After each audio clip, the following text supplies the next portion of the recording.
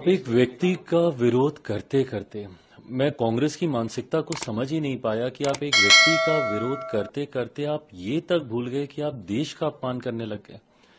क्या भारत को बेचना, इसकी कल्पना भी कोई कर सकता है? ये सोच भी कैसे आती है कांग्रेस नेताओं के जहन में?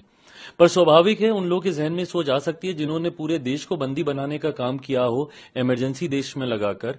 उन लोगों के जहन में जरूर ये सोच कभी ना कभी आई होगी कि क्या हम लोग अपने देश को भी बेच दें।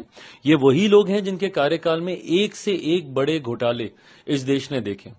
आज देश में एक ऐसा प्रधानमंत्री जिसने न सिर्फ देश में घोटालों पे, भ्रष्टाचार पे नियंत्रण लगाने का काम किया, एक ऐसा प्रधानमंत्री जिन्होंने अंतर्राष्ट्रीय स्तर पर हमारे देश का मान बढ़ाने का काम किया, एक ऐसे प्रधानमंत्री जिन्होंने एक गरीब परिवार से लेकर दुनिया में देश कैसे अपना नाम ऊंचा करे, अंतर्राष्ट्रीय स्तर पर कैसे भारत का सम्मान बढ़े, अंतरिक्ष के माध्यम से कैसे दुनिया में भारत की पहचान बने, हर स्तर पर उस व्यक्ति ने काम करने का काम किया।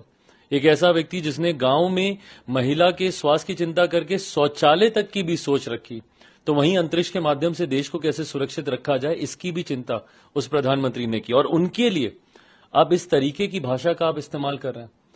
आदरणीय खड़गे साहब बहुत बड़े हैं और बहुत अनुभवी हैं, उम्र में मुझसे बहुत बड़े हैं। आप कीजिए ना, नीतियों का विरोध कीजिए, बट आप एक व्यक्ति का विरोध करते करते आप देश के साथ आप इस तरीके की भाषा का इस्तेमाल करने लगते हैं। ये कतई उचित नहीं है। आप हमारी सरकार को नीतियों पे घेरिए, आपको जितने सवाल हमारी सरकार से करने हैं आप कीजिए, आपके पास पूरा हक है, पूरा अधिकार है। पर इस तरीके की भाषा का इस्तेमाल करना हमारे देश के लिए ये कतई उचित नहीं है। मुझे नहीं लगता कि कोई भी भारतीय इस बात को कभी भी स्वीकार करेगा या आपका कभी भी सम्मान करेगा जिस तरीके की भाषा का आपने इस्तेमाल किया देश को बेचने का। ये सोच किसी भारतीय के जहन में नहीं आ सकती। अगर आदरणीय खड़गे साहब अगर ऐसी सोच को भी रख रहे हैं तो कहीं ना कहीं ये चिंता की बात है। आप एक व्यक्ति का विरोध करते करते मैं कांग्रेस की मानसिकता को समझ ही नहीं पाया कि आप एक व्यक्ति का विरोध करते करते आप ये तक भूल गए कि आप देश का अपमान करने लग गए। क्या भारत को बेचना, इसकी कल्पना भी कोई कर सकता है? ये सोच भी कैसे आती है कांग्रेस नेताओं के जहन में? पर स्वाभाविक है, उन लोगों के जहन में सोच आ सकती है जिन्होंने पूरे देश को बंदी बनाने का काम किया हो इमरजेंसी देश में लगाकर। उन लोगों के जहन में जरूर ये सोच कभी ना कभी आई होगी कि क्या हम लोग अपने देश को भी बेच दें।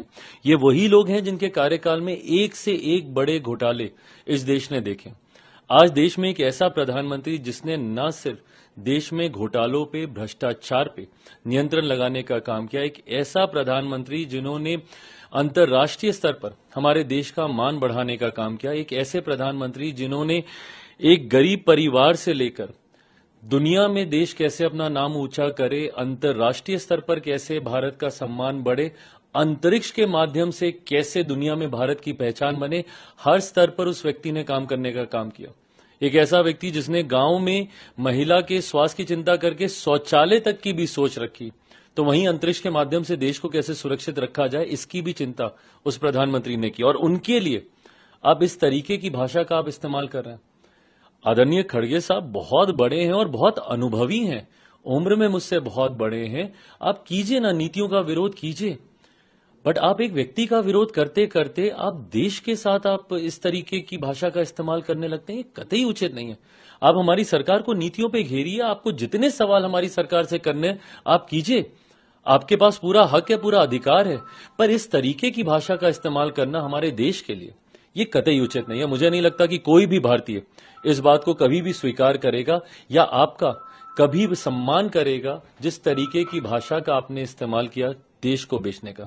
ये सोच किसी भारतीय के जहन में नहीं आ सकती। अगर आदरणीय खड़गे साहब अगर ऐसी सोच को भी रख रहे हैं तो कहीं ना कहीं ये चिंता की बात है। अगर आप ये वीडियो YouTube पर देख रहे हैं तो हमारे चैनल को सब्सक्राइब कर बेल आइकन दबाएं, और Facebook पर देख रहे हैं तो हमारे पेज को लाइक करें। 8 मिलियन प्लस सब्सक्राइबर, आपके इस भरोसे के लिए बहुत धन्यवाद।